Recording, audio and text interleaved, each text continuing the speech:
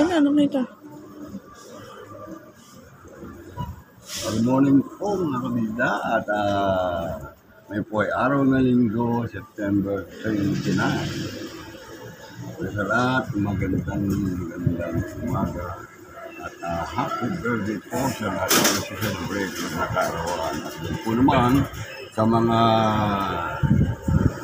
celebrate po ng mga brother ay happy birthday. Ayan. Family and friends.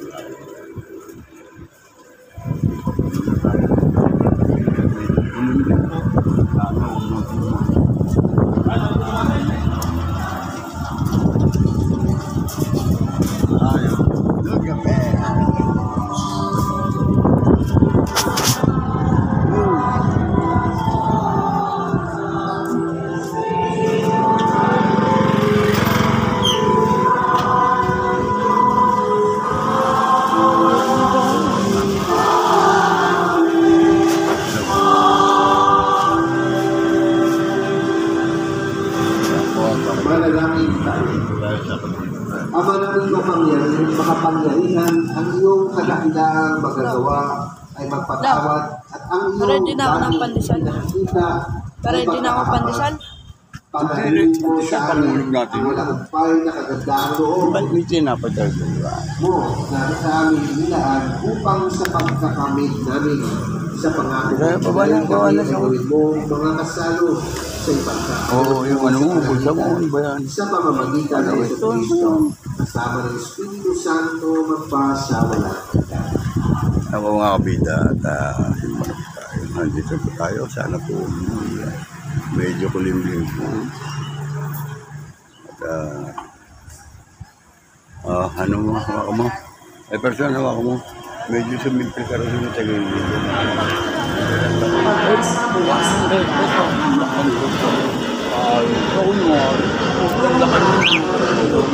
Alata, bilak mo ko yung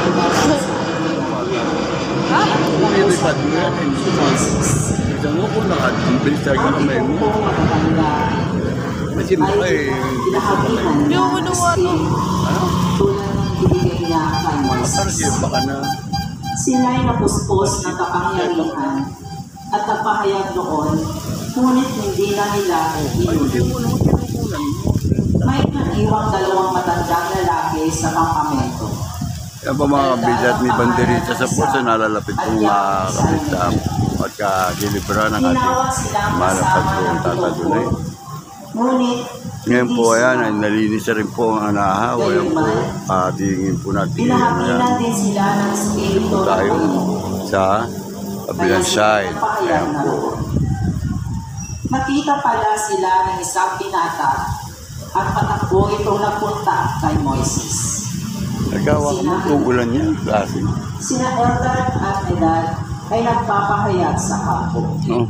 Ha?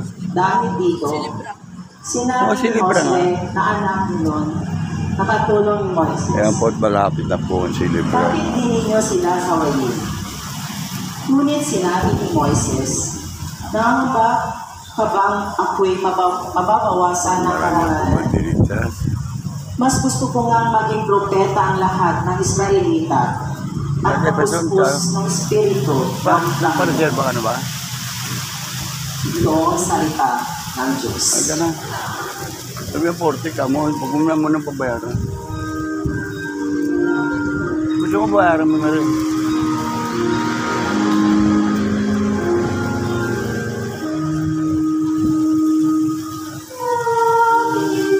Ka.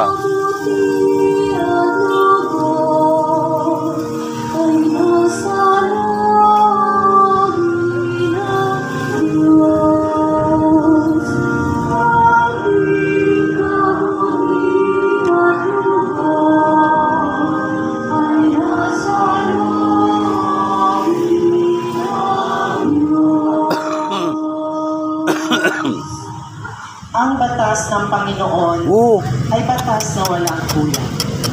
Ito'y utos na ang dulot sa tao ay bagong buhay. Kaya ang kanyang mga batas ay mapagtitiwalaan. nagbibigay ng talino sa pangkat ng kaisipan.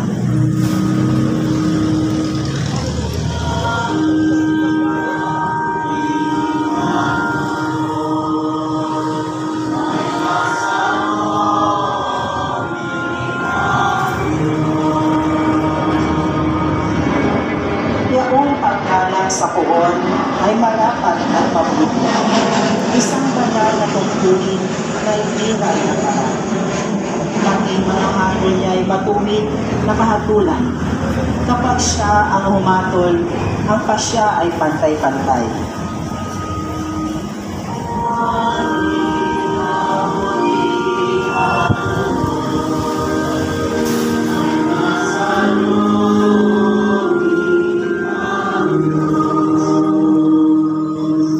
Ang utos mo, Panginoon, sa alipin mo at lingkod, ay mayroong gantimpala kapag aking sinunod.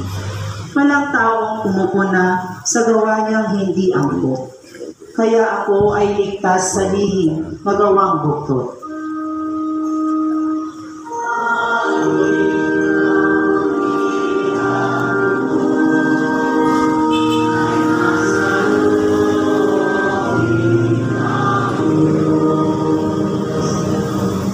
Ang lingkod mo ay ligtas sa hayat ng kasalanan. Pagwag mo kong itutulot na ako ay pagharian. Mamumuhay akong ganap na wala ng kapitasan. Ako'y lubos na lalaya sa kuko ng kasalanan.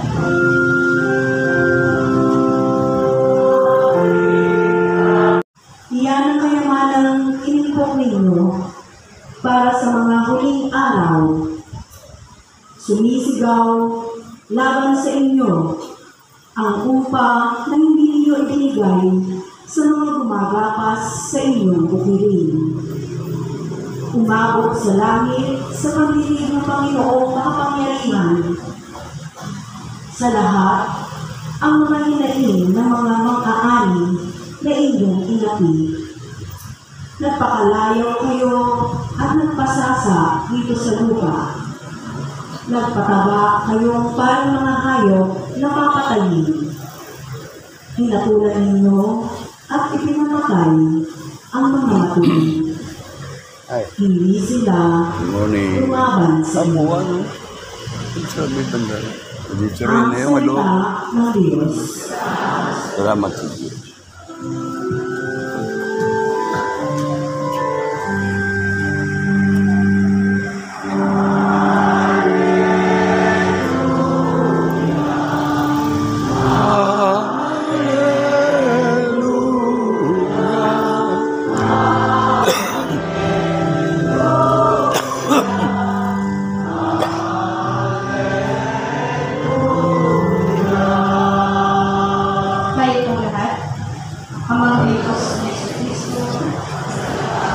Tamang ito.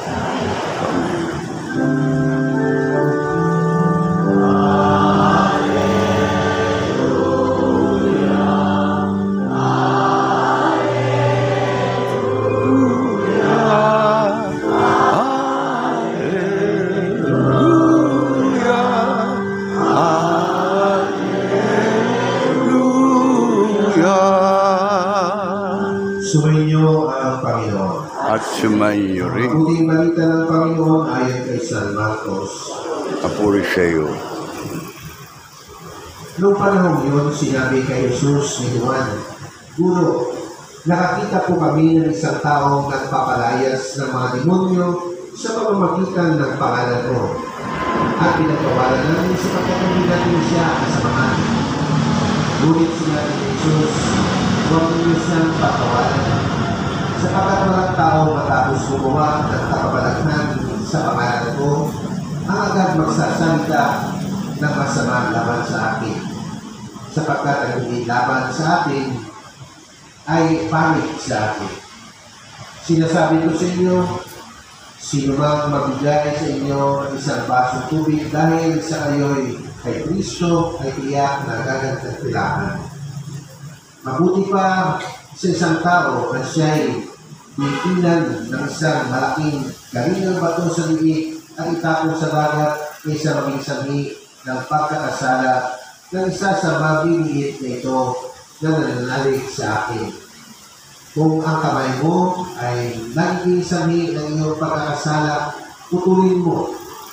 Mabuti pa ang pumunta ka sa langit ng putol ng isang kamay kaysa may dalawang kamay na mahulog ka sa impyerno sa apoy hindi namamatay.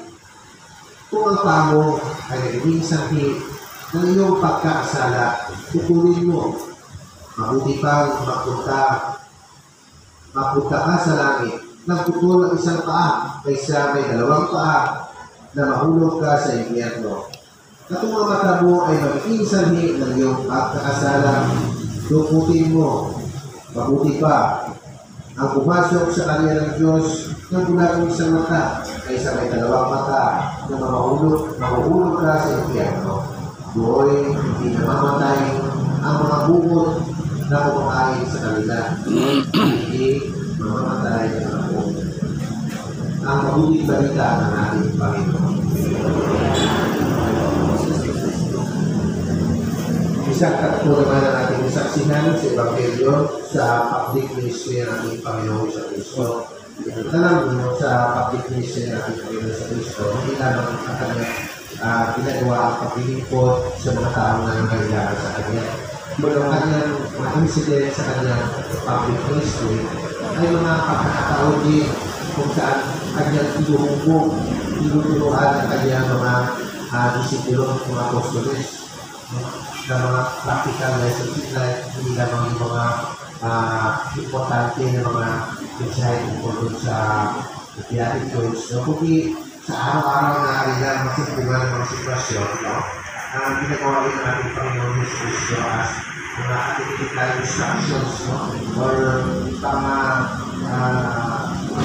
nations na pwede makatunan ng lesson. At nandito sa kayo sa nawan na bakit ganito yung sinabi na isa? Ito yung matapos sa sila yung pinadala ng ating Panginoon sa Kristo. Nahubuko sila ng ating Panginoon sa Kristo. Siguro mga yan, sa third grade ang nila nagsisama-sama sa ating Panginoon sa Kristo. Marami sila masaksikan, mga kababalatan ng ating Panginoon sa Kristo. Alam mo nila ang mga sinasabi ng ating Panginoon sa Kristo sa mga tao. Alam mo nila ang paano palagi sa pag-ibot o pag-ibot na sakit, kaya tinulungan sila ng ating Panginoon sa Kristo at binigyan ng authority. Hindi na pinakamaglagas na binigyan sila ng authority. Kaya sila ay panatag at lakas at loob na ipigyan ang mga gawain ng ating Panginoon sa Kristo. Kasi napakaraming tao ang dumudulong sa ating Panginoon sa Kristo. Imagine nyo before that, we fed 5,000 people. 4,000, twice yun, ang dalawa, 4,000 people. So, sa kadaligan ng tao, hindi na pumunta, hindi pa yung doktor. Kaya yung doktor kung saan pumunta ka sa mga ilang pinita, at tagaan ng pinitay. Isang pasyente, ilang mga minuto yung gugulo doon. Hindi na siguro 15 minutes, ito pa, 30 minutes, 4,000 people ang pumunta doon. Sa araw-araw siguro, hinihintay nyo sila. Sumusunod sa ating Panginoon sa Kristo kung hindi sila matugulan ngayong araw at sundan talaga natin Panginoon sa Kristo. Kaya mabuti na lang ang mga apostoles na hinulog na natin Panginoon sa Kristo. Sila yung tumutulong sa ating Panginoon. So, bigyan sila ng authority sa ating Panginoon. Ito, observe nila kapag sila yung pumunta sa ibang mga tao. Upang matulungan natin Panginoon sa Kristo, pinupuntahan nila yung mga ibang tao. Pero kayo isa, na nagpakalaya sila ng demonyo, paligid kasi ganyan sinabi natin sa Panginoon. Paligitan niya rin yung mga ginagawa ng mga apostoles. They filled with the Holy Spirit. He was inspired to do so. At na-insecure po si Karuan Evangelista na wala sa kanyang concern yung kanilang totoong mission, diba? Mission ng ating Panginoon. Kasi kaya na ako din yung tutulong sa mga gawa. Ang concern nyo, yung security. Sabi ito ay hindi ko masama. Wala akong authority. Kami lang yung authority dito. Dito sa simbahan nyo din. Kami lang lektor ng Pilipinos, kami lang mabasa dito. So, kami lang rectors. Baka rin nangulit ka rin, nakita mo yan. Kaya nangulit ka na, kaya nangulit ka na. Baka sa ibang gabi, sa mga lakay simbahan, kaya nangulit ka ng mga connectors. Minsan, pero din nangulit ka, parang hindi na tutuhan niya. Hindi na siguro, ini-inspired ako ng spirit, baka iba nila inspired na mangulit. So, ano yung tingnan natin yung ibig sabihin dito mga kapatid, no? Na kung tayo hinuhubog, tinatawag tayo ng Panginoong Diyos, no? Sino humuhubog sa atin, no? Hindi ang ating sarili, kayanan sa Panginoong atin. Hindi ang grasya na nagaling sa ating Panginoong Diyos na dinadala ng Espiritu Santo. No? Ang Espiritu Santo ang dinadala natin kung tayo ay marisipin natin. Tayo lang ibig sa Kanya sa salita, ibig sa natin yung ating mga puso, ating mga isipan sa Kanya, ibigyan natin ng buwang na nakakasok sa atin natin yung Espiritu upang makudyong sa atin na magbago ang ating buhay na masundan natin ang ating Panginoon sa Kristo. At ang gusto ko kayo bakit natin Panginoon sa Kristo dito sa atin na wala tayong monopoly, kahit malapit tayo sa Kanya, no? Nakakilala tayo, no? Ito ba yung mga kasama natin? Hindi na ibig sabihin na tayo ang ibigyan ng biyaya ng ating Panginoon Diyos. Dahil na kanyang Espiritu, no? Ay hindi natin ito, hindi i-box sa ating community, sa ating organization, sa ating samahan. Kasi gumagalaw ang Espiritu kung saan naman gusto ito gumalaw, no? Lalala niyo doon yung nagtakpo. Ang takpo between tayo Nicodemo at sa ating Panginoon sa Kristo. Kasi ang pag-iisip na mahugid-uligatan, sila yung ilang na mga tao, the chosen people of God. So yung ating Panginoon Diyos ang bumuha sa kanila sa Egypt out of slavery. Sila yung binabagyan ng mga leaders na binigyan ng authority. Nakita natin dito sa unang pagpasa si Moses, ang binigyan ng Espiritu ng Diyos. At siya ay nagpadala rin ng 72 people. Ang dalaman ng tulong. Siguro, pinando pa. Pumunta sila doon sa labas, sila sa Amidan. Hindi nakasama doon sa tabernacle. Hinahabi sa kanila ng ating Panginoon ng Espiritu. Pero kung dati na yung meron dito, kahit wala sila, ang spiritual hindi mabas. So, ang audio, sa panahon natin Panginoon sa Kristo, ay naano ko na gano'n din yung pag-isip katulad ni Joshua. No? Hindi mo wala din eh. Kasi yung consciousness of authority, tama nga yung conscious of the authority. We have to know kung saan ang kalim yung authority ng tao. At dapat tingnan ko ayon na yun sa tinatanggap na mga saksyo sa ating Panginoon, saksyo ng Panginoon Diyos. Kasi baka ko sa kanya, galing din ako sa inspired na ako ng ating Panginoon sa Kristo. I am the appointed Son of God. O ano ka? Kasi sa akin nilagay ko, pero iba kasi hindi ko naman siguro nag-inspire kami. Kaya nga, the best most of the spirit. Pero yung gusto ko tayo natin ng ating Panginoon sa Kristo doon sa kay Nicodemo, no? Nung sinabi, ano kanyang sinabi, to read those who never wants to know. You can hear the sound of the forward standing and where it is going, which is also with the Spirit, the Holy Spirit. So, to open the mind of Nicodemus, na hindi lang makapag-isip na mahugyo tungkol sa pagkagalaw ng Diyos sa pagliligtas niya ang kanyang dapat tanggapin, kundi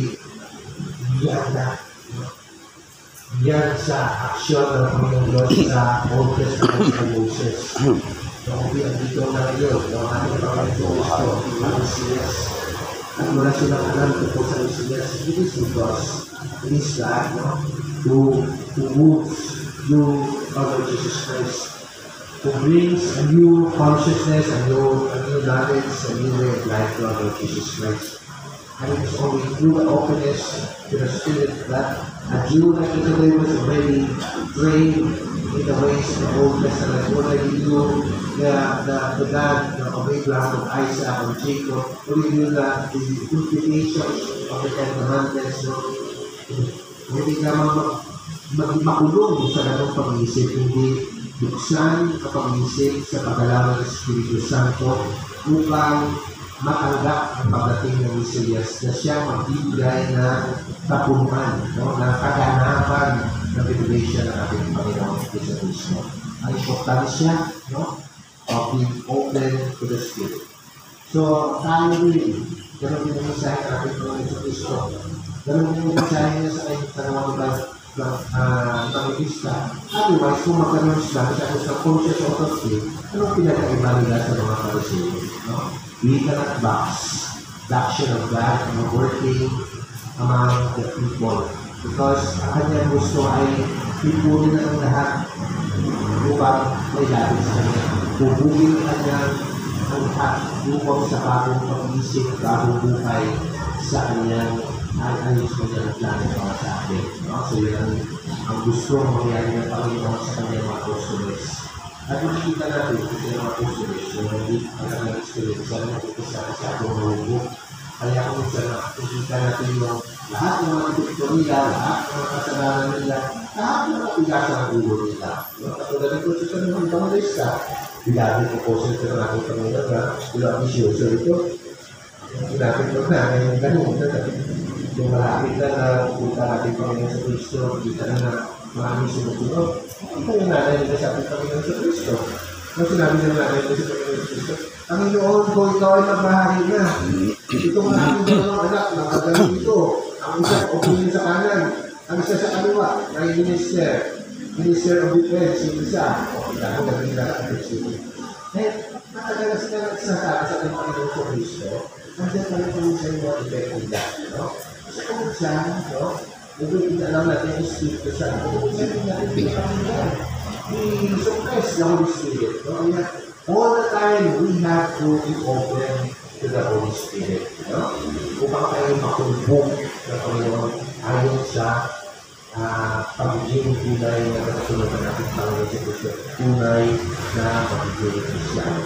Kaya yan, ano yung mga bagay na nag-iugay sa ating sa pagiging sa pagiging attune, sa pagiging sensitive sa Holy Spirit. Marami. Dito sinasabi ng Panginoon sa last part ng gospel, ang ating mga kamay, ang ating mga paa, ang ating mga mata. No? Dito kasi ito yung mga bagay, ito yung mga paaging na nakikagawa kung saan ating traffic at distract. Ano yung mga instructions na hinihintay sa ating mga upang tayo ay mahadalan, magiging mabuti na siyempre, ayun, marami sa ating panahon. Lalo na kapag may internet. Mag-click lahat ng notifikasyon na dyan. Kaya yan, sabi natin Panginoon, kung ang iyong mga mata ay minsan nyo kayo sa bukutin mo, huwag mong bukutin sa kasi natin makugulat tayo. Sabi nyo na, you, ano siya, i-control. Iwasan mo ang mga pagkakataon ng iyong mga mata na hindi sa kamay. Yung mga ginagawa ko na nagdadala sa iyo sa kasalanan, mag-isip ka. Kasi marami kayong ginagawa. Lahat ba na ginagawa natin, minsan ay talaga ayon sa ating pagiging Kristyano, minsan nakakalawa tayo na hindi maganda. Paa, ano yung paa niya? Saan mga pinupuntahan mo? Pag-isip tayo, mga pinupuntahan pa natin, talagang sa simbahan, o para sa mga kapitilan o sa, isa kasi matutulit ka na kayo, ay pupuntahan ka na sa maganda. Kaya kung yan ang mga bagay niya, ay maghahadlan sa iyo upang makulubog bilang magbuting Kristyano, dapat natin pigilan yan. At lalo-lalo na kung ang ating mga ginagawa, pinupuntahan ay nakakabigay ng iskandalo sa ating kapwa. Lalo-lalo na kung tayo yung mga ilat na o yung mga pinagalanan na ating mga kasamahan. Pag nakakayos na naman tayo sa kanya, hindi na sila mga-smile na magiging mabuting Kristyano. Hindi lalo sa pag-example kung iyong anak. Ano mo, kung kami ko, gusto ko pinag-isipan, pinag-alapan mo, pinag-ibigyan ng pinag-ibigyan ng ating pinag-ibigyan ng ganito ginawa ng isa, mga niya, pahigit pagbubuko, nais ng galok. Panginoon Diyos, maawa ka sa amin.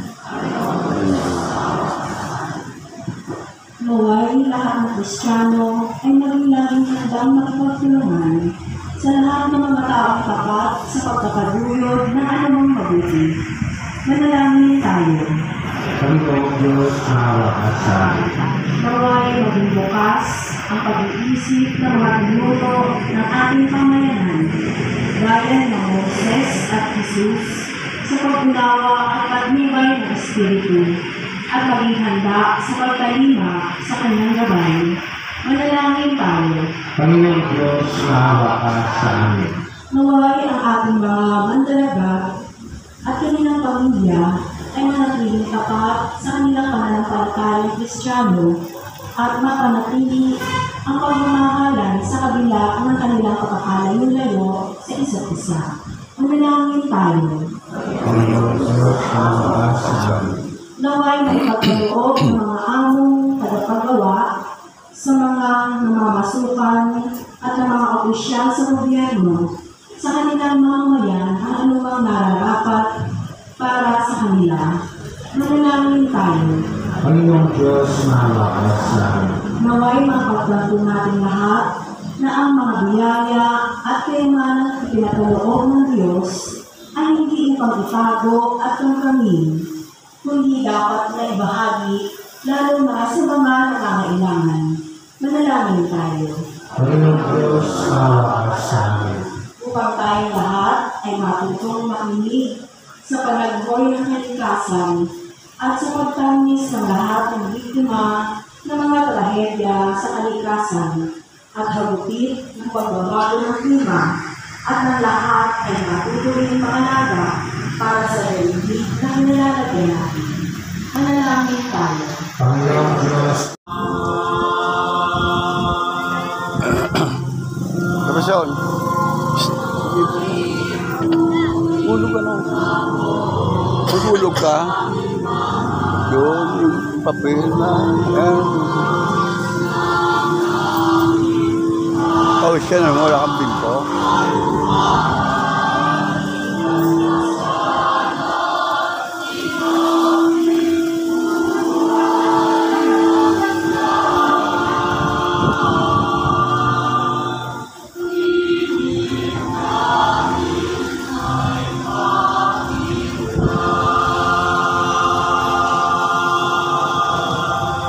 manalangin kayo mga kapatid upang ang ating pag-aari ng kalugdan ng Diyos na mga lumikha sa santos libutan. Ano ba? Dok? Kasama? Ha? Ayun. Ama naming lumikha, lubid mo, kalugugod, ang aming paghahandog at itunawa ay siyang magkaloob ng iyong pagpapalang sa aming umaagos sa pamamagitan ng Jesucristo kasama ng Espiritu Santo magpa sa walang hanggan. Sumainyo ang Panginoon. At si Mayon. Itaas sa Diyos sa iyong mga puso't diwa. Pasalamatan natin ang Panginoong ating Diyos. Ama naming makapangyarihan, tunay ngang marapat na ikaw ay aming pasalamatan. Ikaw ang lumikha sa tagal. Ikaw ang nagtakdang magkaroon ng gabi at araw. Gawin din ang tag-init at tag-ulan. Ikaw ang bumubog sa tao bilang iyong kawangis na mapagkatiwalaang mga siwa sa daigdig. Ikaw ngayon ay pinagdinaturan sa pagkanamit sa pananagutan ng iyong pinagkakatiwalaan sa pamamagitan ng iyong anak na mahal. Kaya kaysa ng mga gen na nagsisiawit ng papuri sa iyo na walang upay sa kalangitan. Ba't yan ka nakaupo? Ba't yan ka nakaupo, Mali? Punas ka ng mukha mo, pawis sa pawis eh.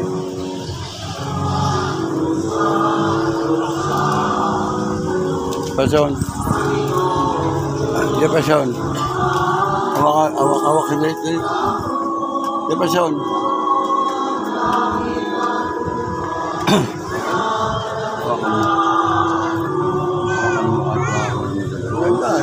Dito para walang nilinig. Para walang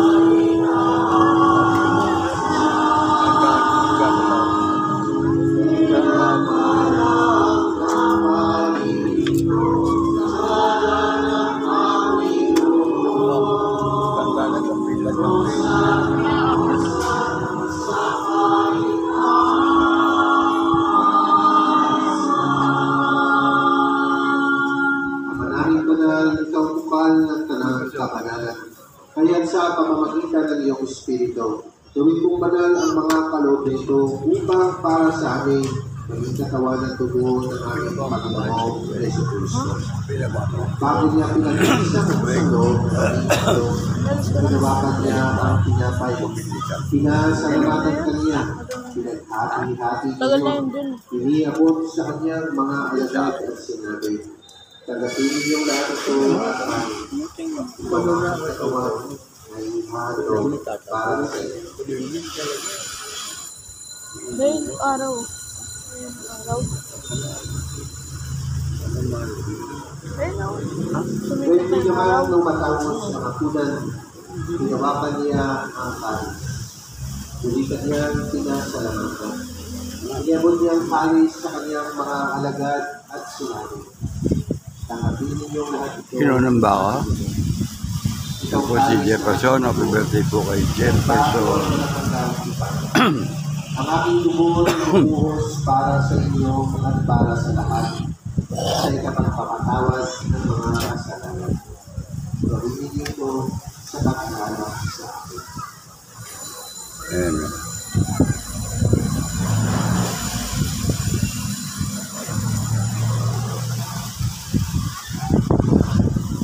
Ipagpunin natin ang misteryo ng pananampalataya. Tungtong mo kabya ka pa mo doon, Jefferson. Tungtong mo lang kabya ka pa ala. Nakalanong ka na. Hindi. Step, pangalawang step. Dali. Yung labi lang ka paa, kaliwang paa. Ayan, kaya nawa ka mo, tuhod mo. O, tingin dito.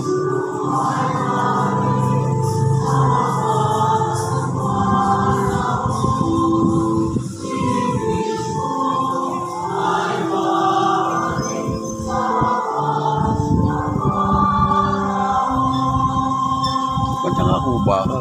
Ang mga ginagawa namin ngayon ang pag-aalala sa Bakit? pagkamatay ng huling pagkabuhay ng iyong anak. Kaya't iniaalay namin sa iyo ang tinapay na nagbibigay buhay at ang kalis na nagkakaloob ng kaligtasan. Mawak. Kami nagpapasalamat dahil kami iyong pinamarapat na tumayo sa harap mo para maglingkod sa iyo. Isinasamo namin kami magsasalo-salo sa katawan ng tuloy ni Kristo ay mapukulot sa pagkakaisa sa pamamagitan ng Espiritu Santo. Ama, ikapin mo ang iyong sipahang naganap sa buong daigdig. Puspusin mo kami sa pag-ibig kay San Francisco na aming Papa, ni Jesse na aming Obispo, at ng Tanang Kaparihan. Alalahanin mo rin ang mga kapatid namin ngayon na may pag-asa na sila'y muling mabubuhay. Kaya hindi ang lahat ng mga kumanan. Tawaan mo sila at patuloyin sa iyong kaliwanagan. Tawaan mo at pagkitapatin kami lahat na makasalo sa iyong buhay na walang wakas. Ang isa ng mahalap yan ni Maria, ina ng Diyos, ang ina ng mabuting pagkayan. Ang isa ng mga gusto ni San Andres at ang lahat ng mga banal ng San Dionisio na mabuhay ito sa lupit ng katulunod sa iyo. May pagtiwag naman namin ang pagpupuli sa ikararangal mo sa pamamagitan ng iyong anak namin Panginoon Jesucristo. Sa pamamagitan ng Kristo, kasama niya sa Kanya ang lahat ng parangal at papuli ng Diyos ang mga makapangyarihan kasama ng Espiritu Santo ang paz sa wala.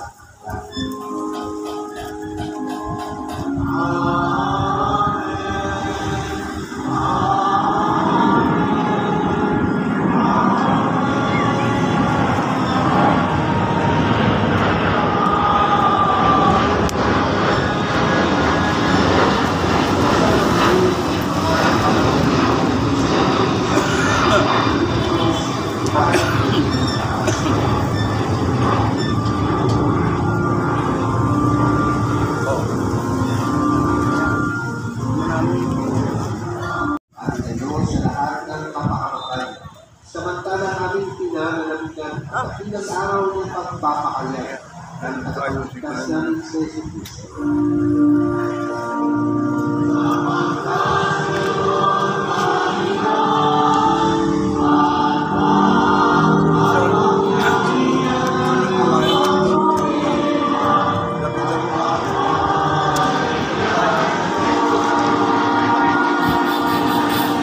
Panginoong Jesucristo, sinabi mo sa iyo Mga video, tapos may picture. Video ba? Hindi, video. Tumemo ang aming pananampalataya at huwag ang aming pagpasakasala. At taluman mo kami ng kapayapaan at pagkakaisa ayon sa iyong kalooban kasama ng Espiritu Santo magpas sa walang hanggan. Ang kapayapaan ng ating Panginoon ay laging sumayo. At si Manyan. Mga kapatid, magbigay tayo ng kapayapaan. Peace be with you na. Peace be with you. Ano, peace be with you po. Peace be with you. Peace be with you, Nene. Peace be with you. Peace be with you.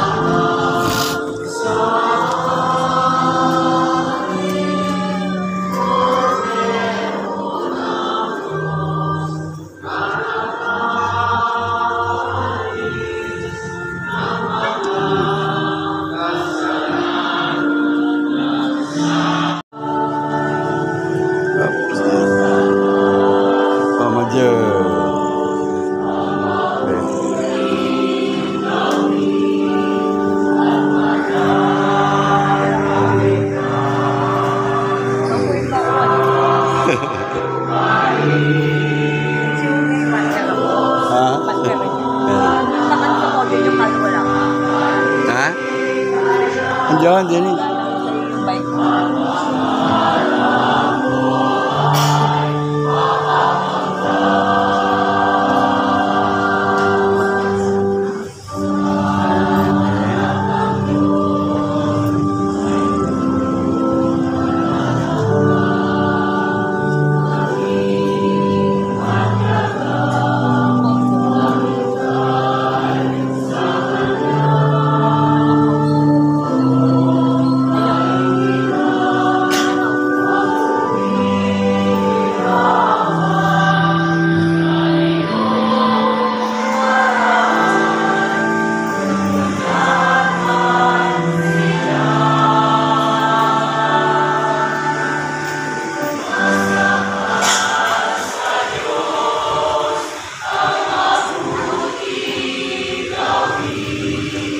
Amen.